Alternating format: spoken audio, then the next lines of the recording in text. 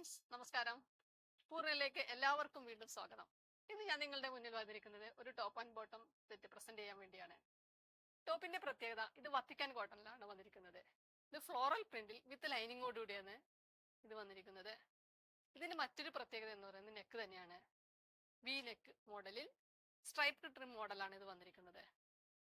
Sleeve എൻഡിൽ same pattern തന്നെയാണ് കൊടുത്തിരിക്കുന്നത്. ഇതിന്റെ മറ്റൊരു പ്രത്യേകത ഇതിന്റെ ബോട്ടം തന്നെയാണ്.